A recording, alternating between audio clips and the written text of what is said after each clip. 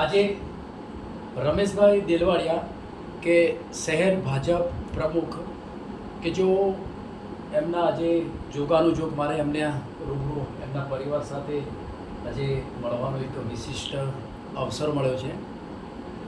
વિશેષ વાત તો એ જ કરીશ કે આજે મારી સાથે એમનો પુત્ર જે ફોરેનની અંદર એક અભ્યાસની સાથે પોતે પોતાની એક કારકિર્દી સાથેની એક જોબ કરી રહ્યો છે. પહેલાં તો એનું પૂરેપૂરું નામ પૂછીશ કે આપનું નામ શું છે? મારું નામ ધવલ રમેશકુમાર દેલવાડિયા.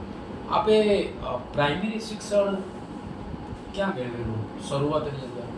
પ્રાઇમરી શિક્ષણ મેં કર્યું છે આદર્શ હાઈસ્કૂલમાંથી. અચ્છા, ધોરણ 1થી લઈને ધોરણ 10 સુધી સરસ, વેરી ગુડ.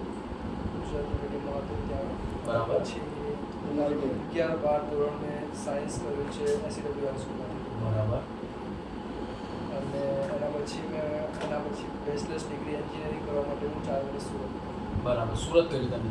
બેચલર કર્યું? ત્યાં બેચલર ડિગ્રી કર્યું. ડિગ્રી કર્યા પછી આપે ડિગ્રી કર્યા પછી મેં થોડું ત્યાં આગળ એક્સપિરિયન્સ લીધો. બરાબર. અને એ જ સમયે મારું જર્મની જવાનું બધું પ્રિપેરેશન ચાલુ હતું. બરાબર.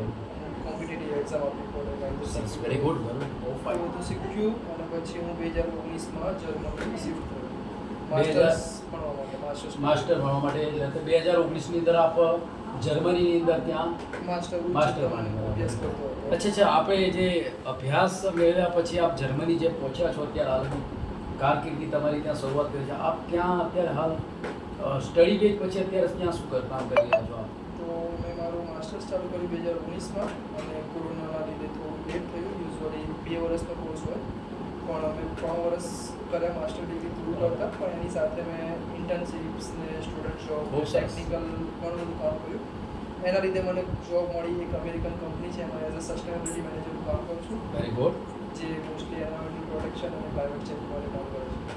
અચ્છા, તમે આટલા સ્ટેજ સુધી પહોંચ્યા છો તમે, એનો શ્રેય કોને આપો છો તમારે? Mummy papa. મમ્મીનું નામ શું છે? અમિતાબેન રમેશકુમાર. બરાબર. દાદીનું? સોમીબેન.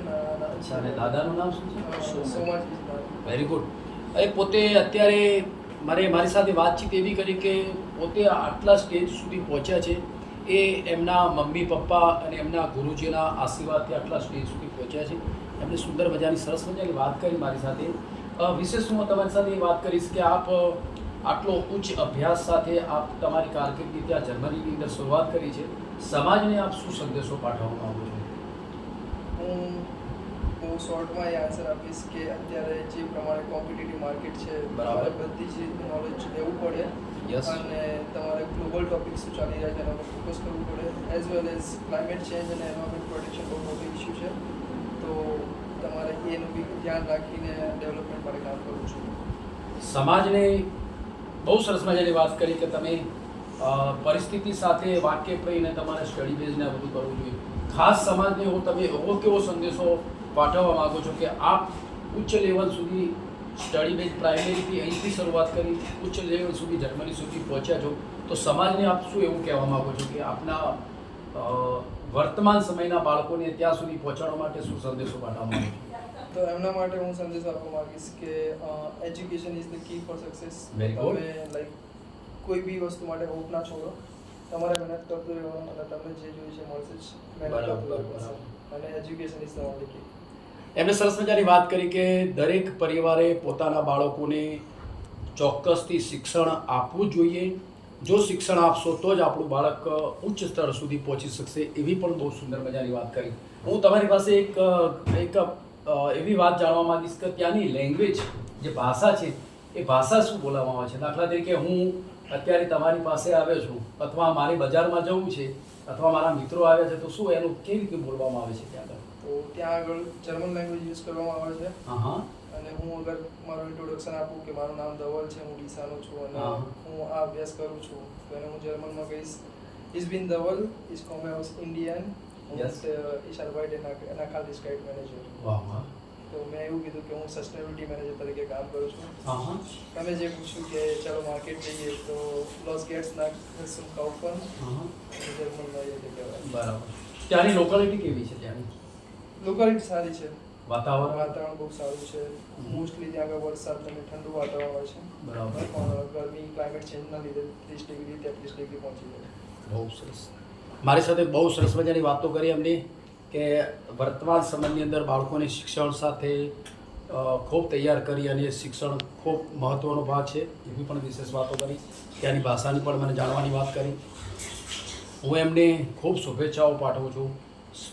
વિશેષ તો એમના મમ્મી પપ્પા અને ગુરુજીઓનો ખૂબ વિશેષ આભાર માનું છું કે આવું શિક્ષણ આપ્યા પછી આવા બાળકો ઉચ્ચ સ્તર સુધી જાય એ ખૂબ જ ગર્વની બાબત છે. અને ડીસા શહેરનું પણ એક ગર્વ છે, એમના સમાજનું પણ ગર્વ છે. અને આજે મળવાનો મને એક સોનેરી અવસર, એક શુભ આનંદ મળ્યો છે. મારી સાથે મારી બેન ગીતાબેન પણ આવેલા છે. એમની સાથે પણ આજે મળવાનો, મારે એમની સાથે આવવાનો અહીંયા એમના ઘરે મોકો મળે છે. આજે હું એમની શ્રીમદ ભગવદ્ ગીતા પુસ્તક આપી અને એમનું એક સન્માન કરું છું. મારી ભગવદ્ ગીતા આપ ચોક્કસથી સ્વીકારજો, એને વાંચન કરજો. વિશેષ તો અમે અત્યારે હાલ રૂટિનની અંદર હાલ તાજેતરમાં એક બોલતી શ્રીમદ ભગવદ્ ગીતા વિશે અમે અત્યારે હાલ કામ કરી રહ્યા છીએ. એક સમાજને સારો મેસેજ પણ આપી રહ્યા છીએ. પણ અત્યારે હું તમને એક ગીતા પ્રેસવાળી ગોરખપુરવાળી ભગવદ્ ગીતા આપીને તમારું સન્માન કરી રહ્યો છું. મારું ચોક્કસથી સન્માન સ્વીકારજો. જય શ્રી રામ, જય શ્રી રામ, જય શ્રી રામ.